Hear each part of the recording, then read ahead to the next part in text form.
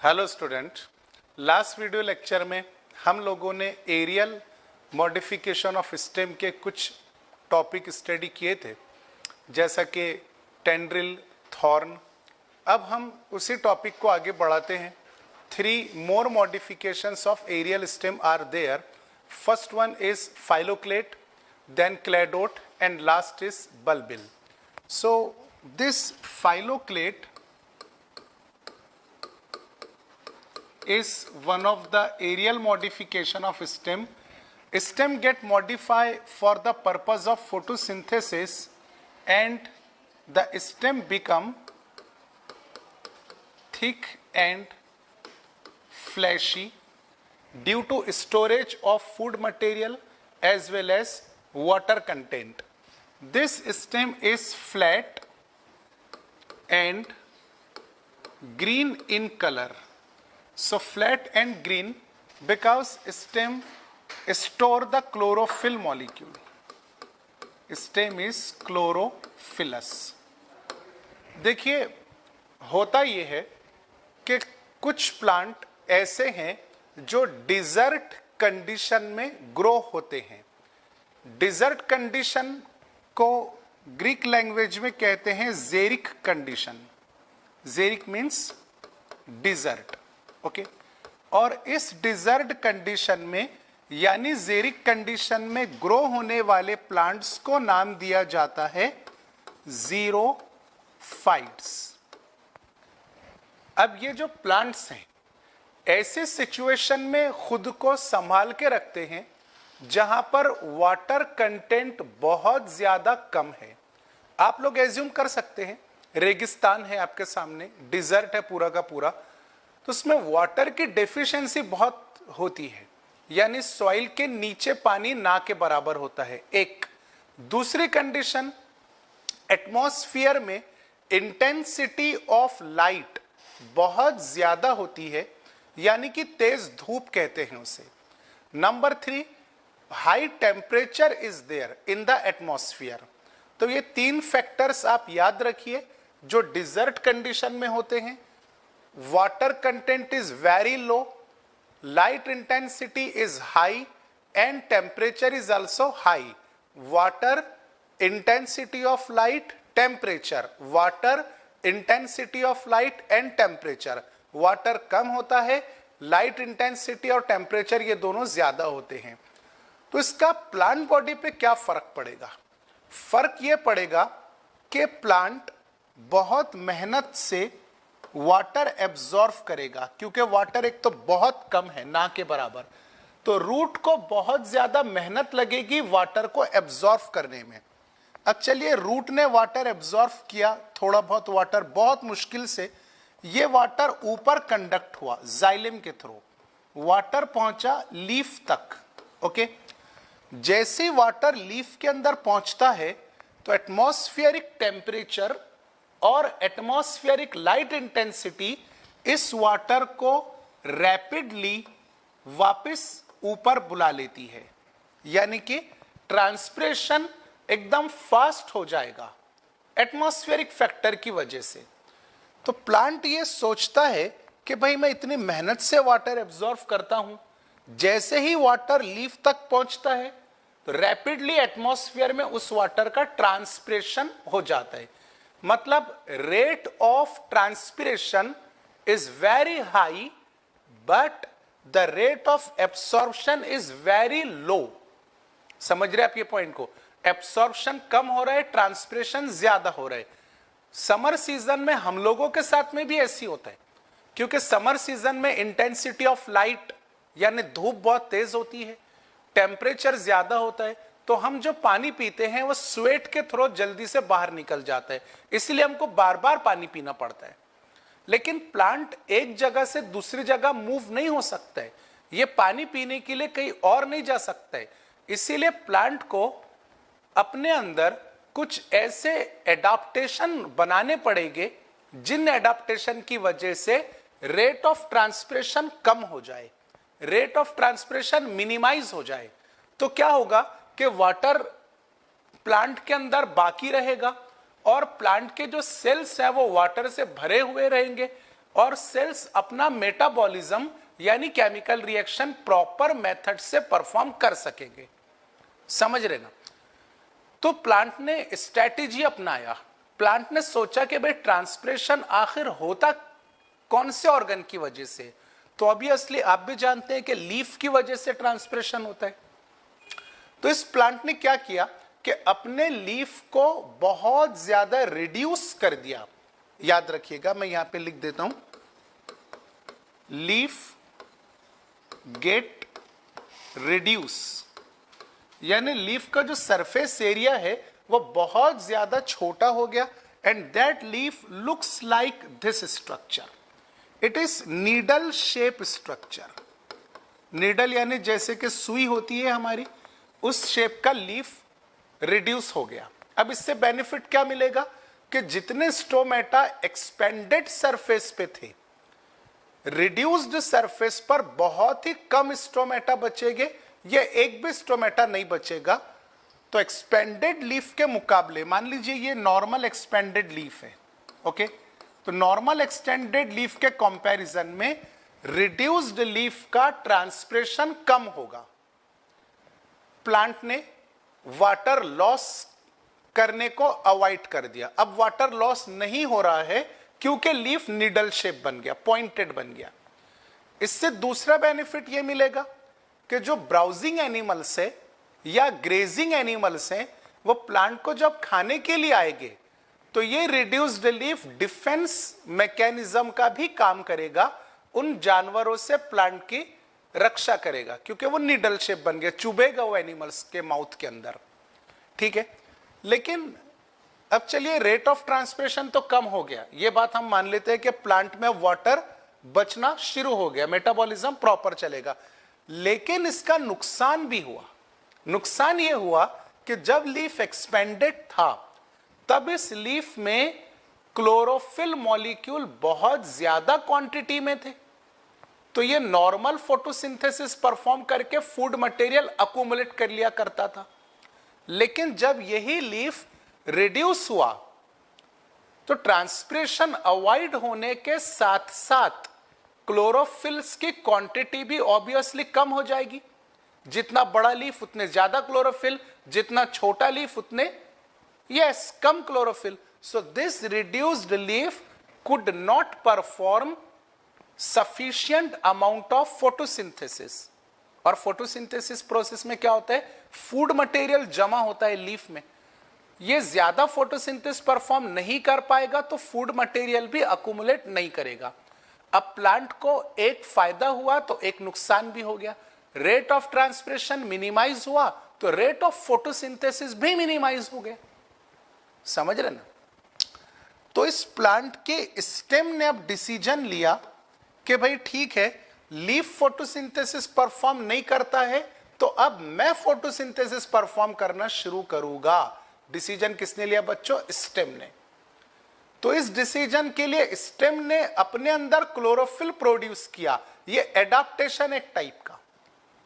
Stem become green, इसीलिए यहां पे पॉइंट लिखा हुआ है कि stem is green and flat. Flat मतलब स्टेम का जो शेप है वो इस तरह से हो जाएगा। यहां ड्रॉ करता हूं, like this. This is stem and it's branches. Okay, so stem become flat, green in color because it perform the photosynthesis। और फोटोसिंथेसिस के बाद जब ये लीफ अपने अंदर फूड अक्यूमुलेट करेगा तो क्या हो जाएगा? Thick and fleshy. ओके, अब स्टेम का कैरेक्टरिस्टिक ये है कि उस पर नोड और इंटरनोड प्रेजेंट होती है।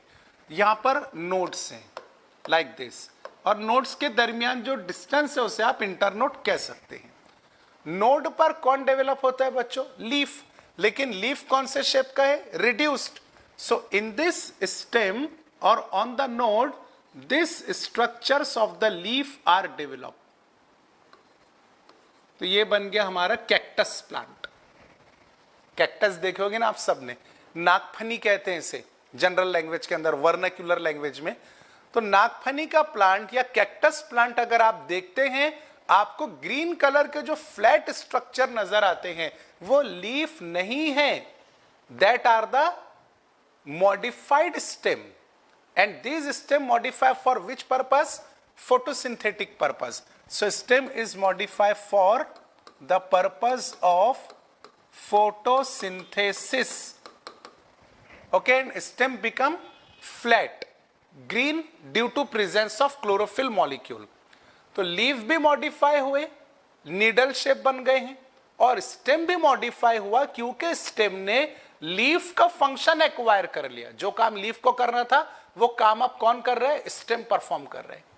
सो this type of stem is called as phylloclade, flat and green stem. Example of phylloclade is Opuntia. Opuntia is a biological name of cactus. जो कैक्टस का प्लांट है या ट्री है उसका बायोलॉजिकल नेम होता है Opuntia. यही फाइलोक्लेड स्टेम अगर फ्लैट होने की जगह सिलेंड्रिकल शेप ऑक्युपाई करती है, स्टेम फाइलोक्लेड ही है, सारे कैरेक्टरिस्टिक्स सेम है, सिर्फ इस कैरेक्टर को छोड़कर सारे character same. But only the difference is stem become what? Stem becomes cylindrical instead of flat. So if phylloclade stem is flat, then example is Opuntia.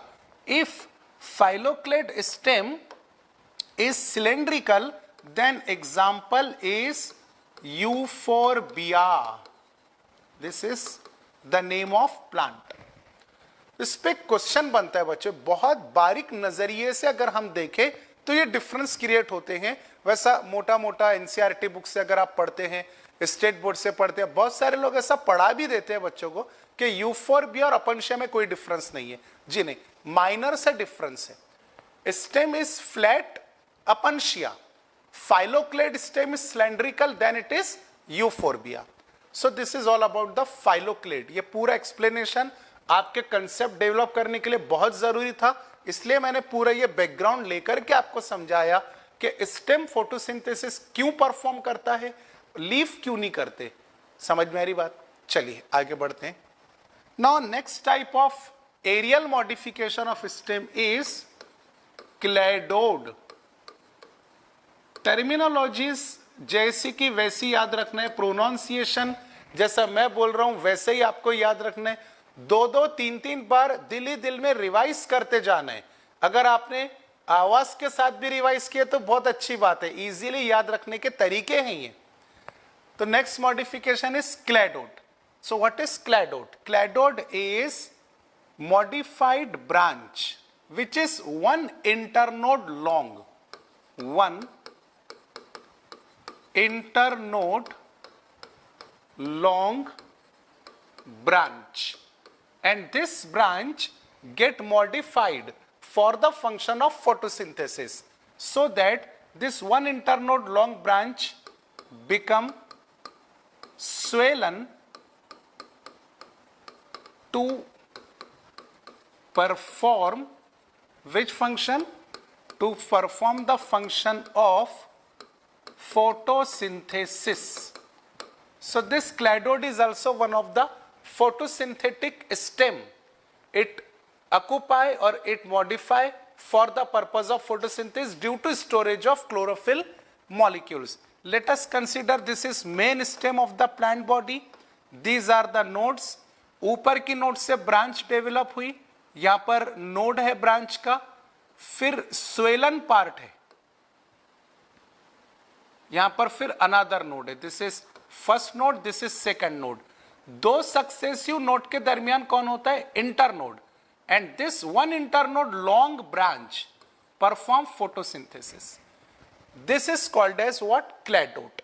Example of cladode याद रखना है आपको. Example of cladode is asparagus and second example is ruscus.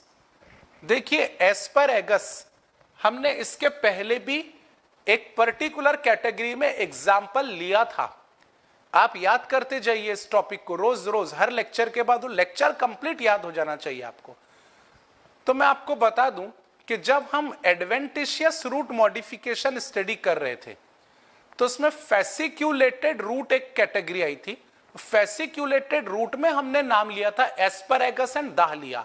मतलब यह हुआ कि asparagus नाम का जो प्लांट है उसमें दो ऑर्गन मॉडिफाइड होते हैं, एक तो रूट मॉडिफाइड होती है to store the food material, and branch is modified, only one internode long branch completely यहां से स्टार्ट हुई एंड तक, लेकिन ये जो इंटरनोड है ये मॉडिफाइड नहीं है, सिर्फ single internode is modified for photosynthetic activity.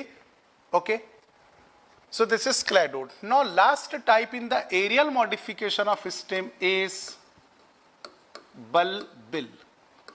This bulbil is modification of bud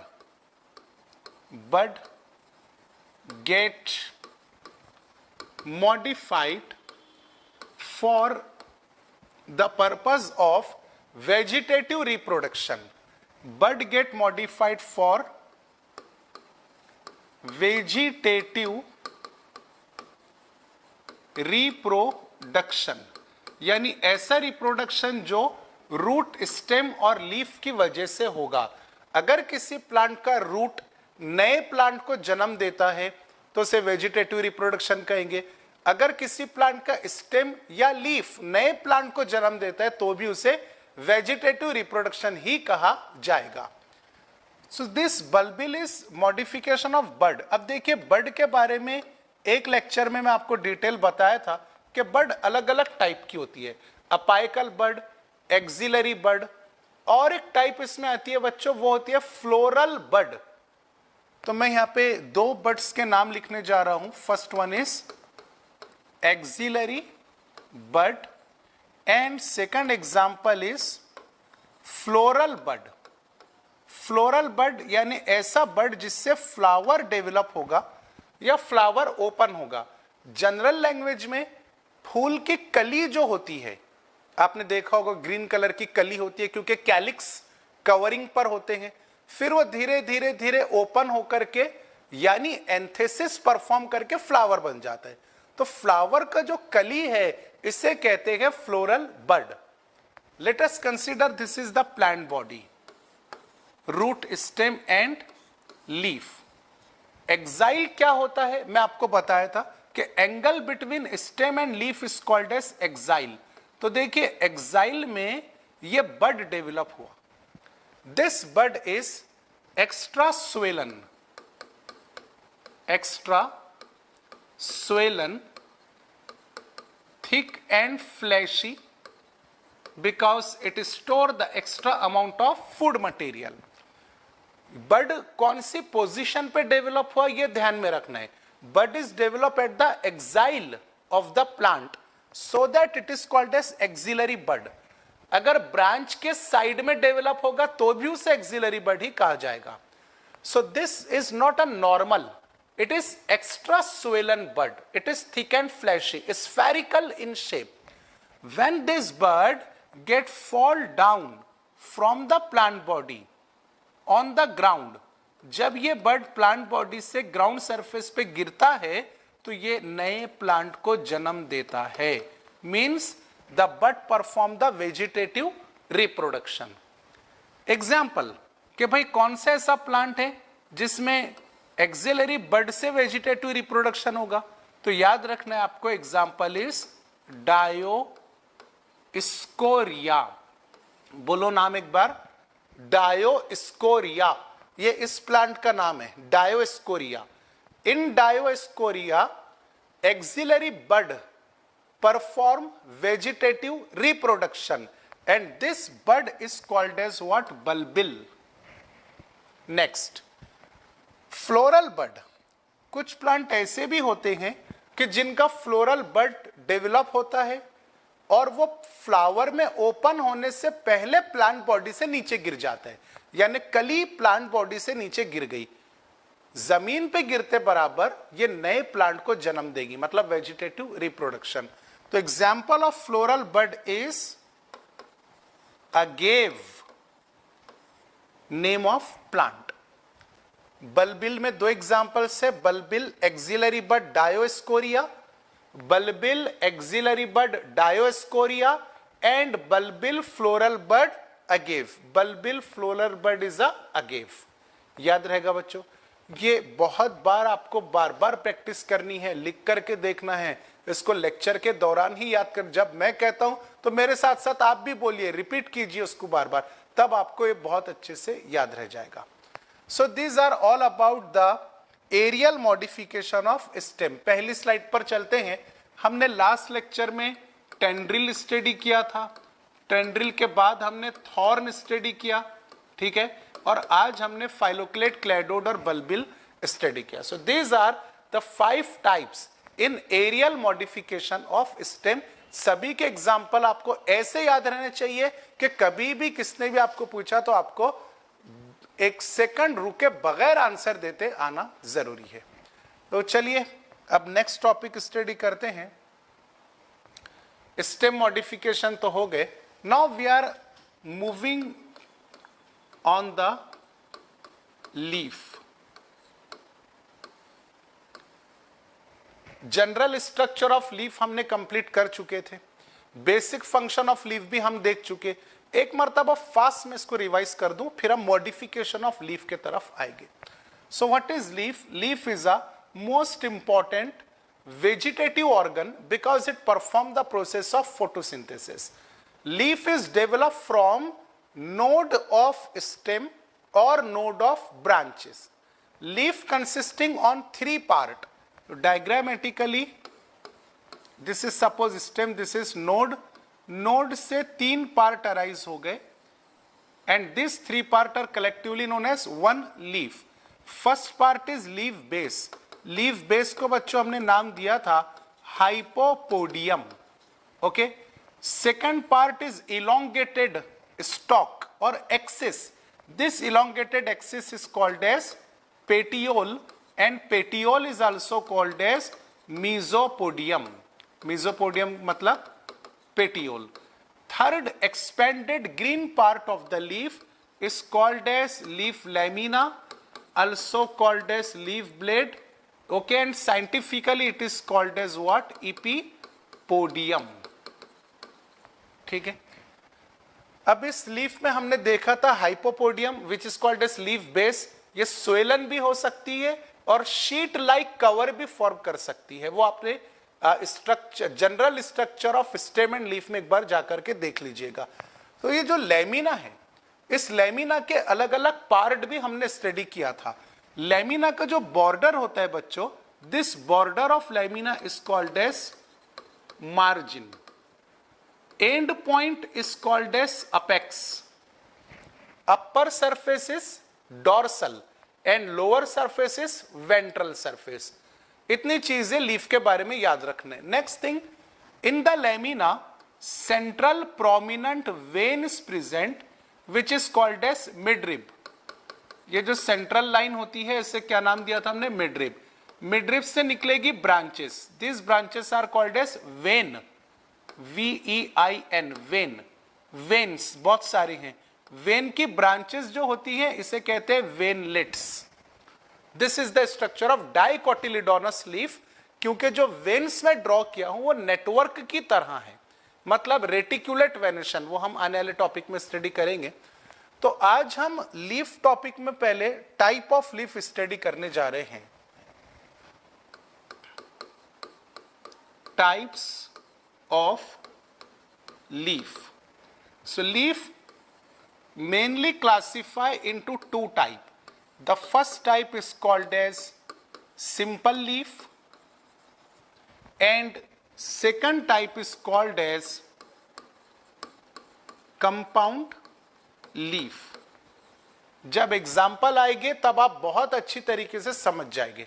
तो सिंपल लीफ क्या होता है और कंपाउंड लीफ क्या होता है?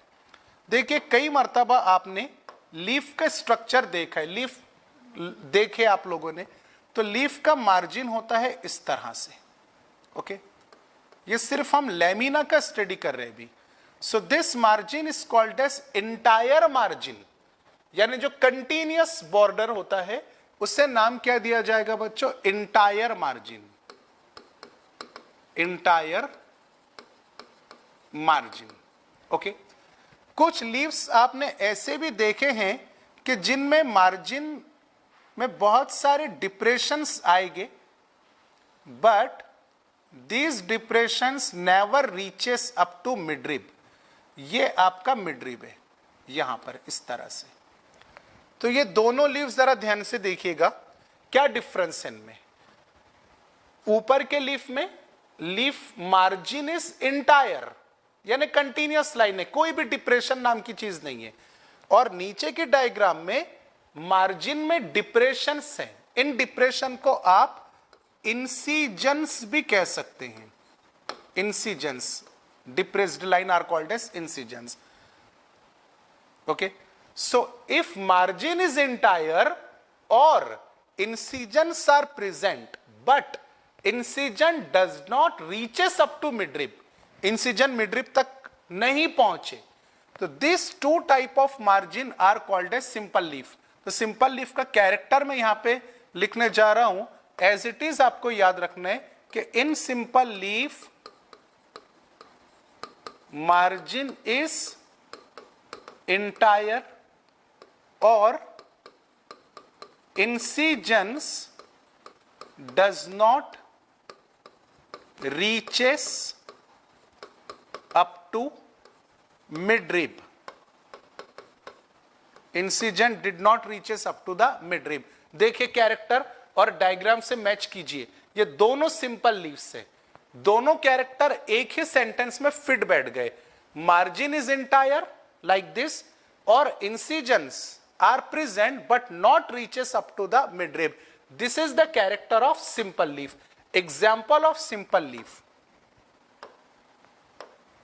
Example of simple leaf is leaf of peepal or leaf of mango. People tree commonly कई मर्तबा आप लोगों ने देखा है, उसका लीफ भी आपने देखा है।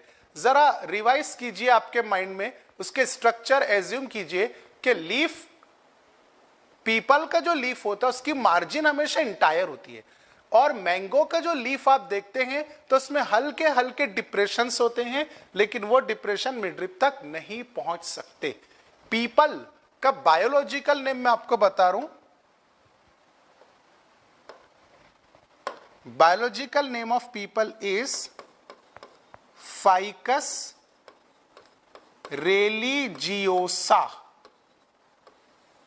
बोलिए एक मर्तबा, Ficus religiosa। Ficus religiosa is a biological name of people। Mango का बायोलॉजिकल नेम तो बहुत सारे लोगों को याद है, आप में से भी बहुत सारे लोगों को याद होगा, फिर भी मैं एक मर्तबा लिख दूं, mangifera, mangifera indica is a biological name of mango। तो mango and peepal leaves are the example of simple leaf. अब आते हैं बच्चों कंपाउंड लीफ की तरफ। तो कंपाउंड लीफ में क्या होता है कि इंसिजन प्रेजेंट रहेंगे, लेकिन किस तरह से जरा देखें। Suppose this is entire margin, this is midrib। Okay, margin कैसे ड्रॉ किया हूं मैं, इंटायर। अभी आप इस लीफ को सिंपल लीफ कहेंगे क्योंकि कैरेक्टर में हमने लिखा कि if margin is entire then leaf is a simple. अब देखिए इवोल्यूशनरी पॉइंट ऑफ व्यू के मुताबिक क्या हुआ कि इस इंटायर मार्जिन में बहुत सारे इंसिजन्स आए और धीरे धीरे करके इंसिजन मिडरिब तक के टच हो गए। जरा ध्यान से देखिएगा बच्चों, ये इंसिजन्स ड्रॉ कर रहा हूं मैं, incision reaches up to midrib like this.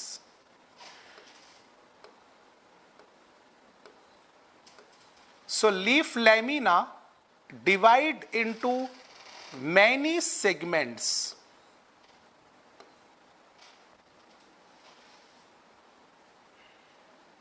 This is petiole. अभी आप यहां पर कैरेक्टर क्या बनाएंगे, आप कैरेक्टर ये बनाएंगे कि margin is not entire, incisions are present and incision reaches up to midrib. Clear? incision reaches up to midrib so that entire one lamina get divides into many small units. Incision की वजह से क्या हुआ कि पूरा जो lamina है ये ऐसे छोटे छोटे यूनिट्स में डिवाइड हो गया, एंड स्मॉल सिंगल यूनिट और single segment is called as leaflet. This is compound leaf. Second case, कई मर्तबा क्या होता है कि कुछ लीव्स ऐसे होते हैं कि जिनमें सेगमेंटेशन इस तरह से होगा कि सभी लीफलेट एक कॉमन पॉइंट से अराइज आते हुए दिखेंगे. This type of segmentation. तो यहां पे देखिए ये जो लाइन में ड्रॉ किया हूं ये मिडरिब नहीं है, दिस इज पेटियोल.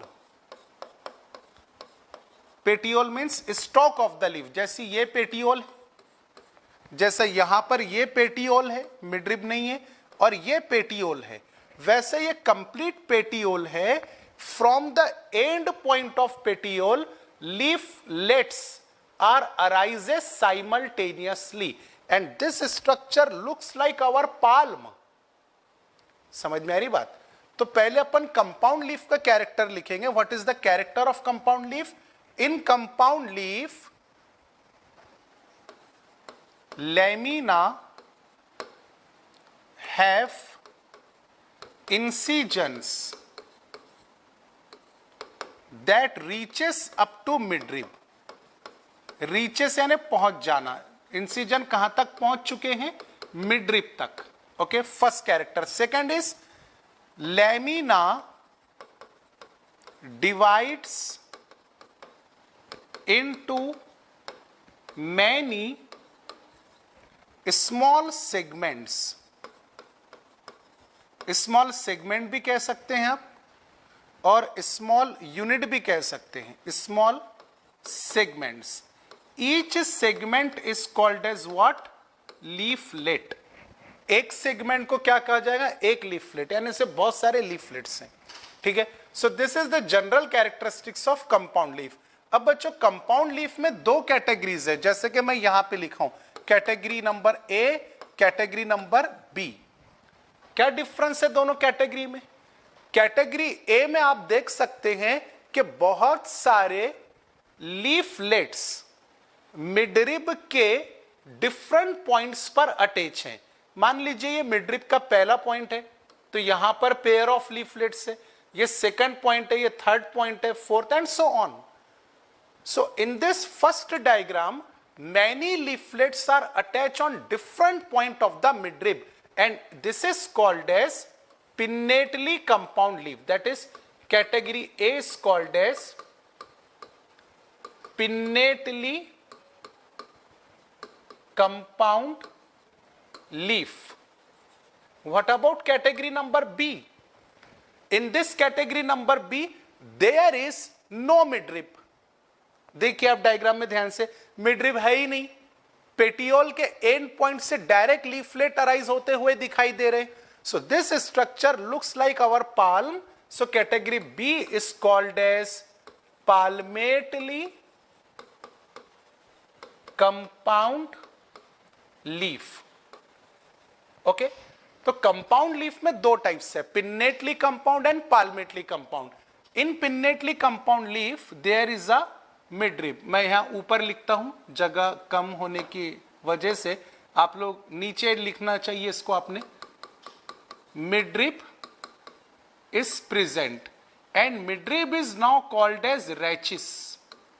ये एक नया इंपॉर्टेंट पॉइंट है हमारे लिए कि पिन्नेटली कंपाउंड लीफ में, मतलब इस डायग्राम में मिडरिब तो है और इस मिडरिब को कंपाउंड लीफ में, पिन्नेटली कंपाउंड लीफ में इस मिडरिब को नया नाम क्या दिया गया? रैचिस. तो आप मिडरिब वर्ड भी यूज कर सकते हैं, रैचिस वर्ड भी यूज कर सकते हैं. Leaflets are arrange on different point on the rachis. In palmately compound leaf no midrib is present but leaflets are directly arises from, leaflet directly कहां से अराइज हो रहे हैं? Leaflets are directly arises from end point of petiole, from end point of the petiole. ये सब आपके पास में as it is लिख कर रखना है और डायग्राम से उसको कंपेयर करते जाना है। डायग्राम को देख देख कर आपको ये पॉइंट लर्न करना है, याद करना है और प्रैक्टिकली ध्यान में रखना है। ठीक है, सो स्क्रीनशॉट ले लीजिए आप इसका पहले। फिर इधर का जो टॉपिक है इसका भी स्क्रीनशॉट ले लीजिए। यहां पे सभी कैरेक्टरिस्टिक है simple leaf and compound leaf के। कंपाउंड लीफ में हमको दोबारा चलना पड़ेगा। ठीक है,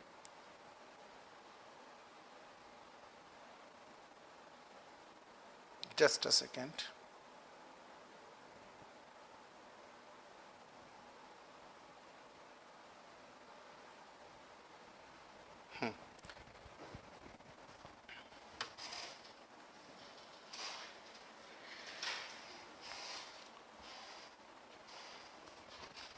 ओके, तो बच्चों अभी टाइम भी खत्म हो गया है, इसलिए ये जो एक बात ध्यान में रखिए नेक्स्ट लेक्चर के लिए कि कंपाउंड लीफ में जो दो टाइप हमने देखी है, pinnately compound and palmately compound. Pinnately compound में फिर से टाइप्स है, पाल्मेटली कंपाउंड में भी टाइप्स है और फिर एग्जांपल्स हैं।